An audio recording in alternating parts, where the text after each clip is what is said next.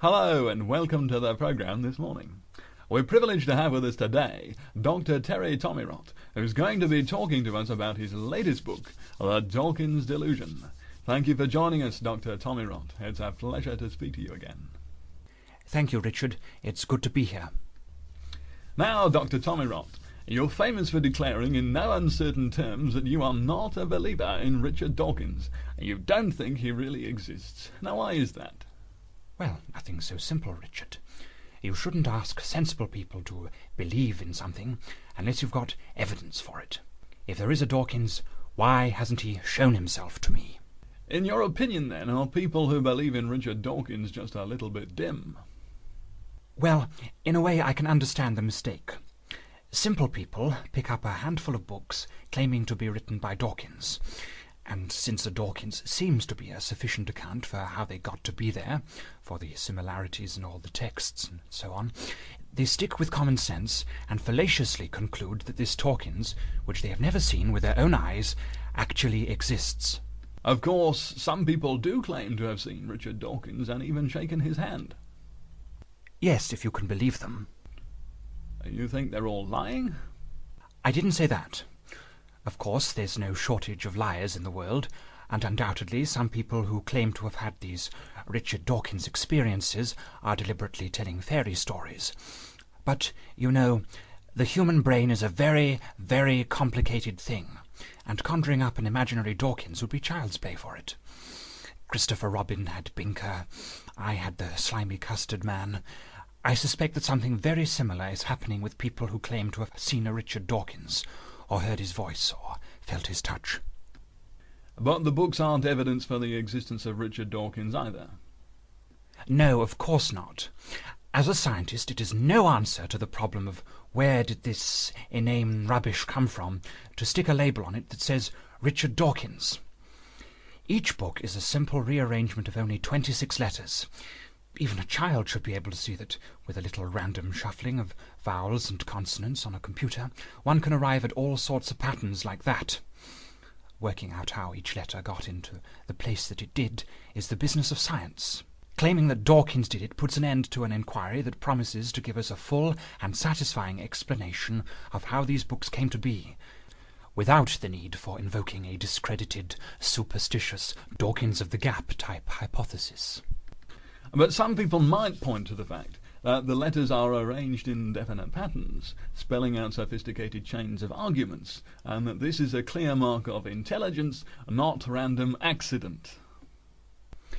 If there were some kind of intelligence behind these books, then, judging by their contents, it is obviously a pretty poor one. We would hardly have lost much worth having by not believing in Richard Dawkins, or in what his books have to say. The scientific view of the matter is beautifully simple and invigorating. The works of Richard Dawkins are nothing but a collection of fortuitously ordered A's, B's and C's, recombined from previous patterns. There is the Latin alphabet, there are the nonsense poems of Edward Lear, and there are the works of Richard Dawkins, and the one developed from the other through a series of random typing errors, though admittedly we haven't got all the details just now. You admit that science hasn't got the answers to where they come from, then? I haven't got all the answers. Science is working on it. But can you be sure that science will get all the answers? If science doesn't have the answers to where they came from, then sure as hell Richard Dawkins' religion doesn't. If a Dawkins designed the books, then who designed the Dawkins? Just tell me that. Moving on now, Dr. Tomirot.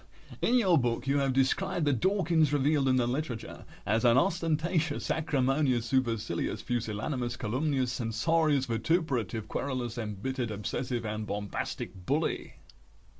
Yes, that seems fair enough to me. Now, some people might say that that's going a bit over the top. Read your Richard Dawkins if you think that. Just read it. Read A Devil's Chaplain.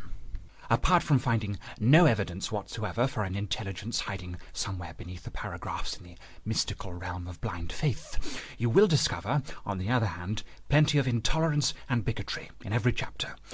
All of these very good reasons to have nothing whatsoever to do with this Richard Dawkins religion. Dr. Tomirot, you have described this widespread belief in Richard Dawkins as a dangerous delusion.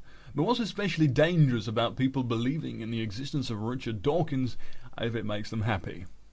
Well, for one fairly obvious reason. These people believe any book which has Dawkins' name on the cover, and these books say a lot of very silly things. Belief in Dawkins has been responsible for filling the internet with non-sequiturs, caricatures, strawmen, and vitriol.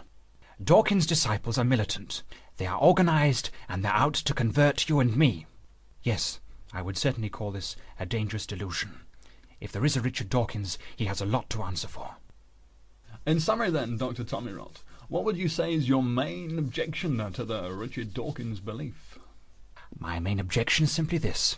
People are following a delusional Dawkins who is telling them what to think and believe when they should be following me. Well, our time's up. Thank you very much, Dr. Tommy Rott, for joining us this morning to talk about your latest book, The Dawkins Delusion, published by Banter and Twaddle and available from our website for £19.99. Okay, our next item for today is a discussion of the existence of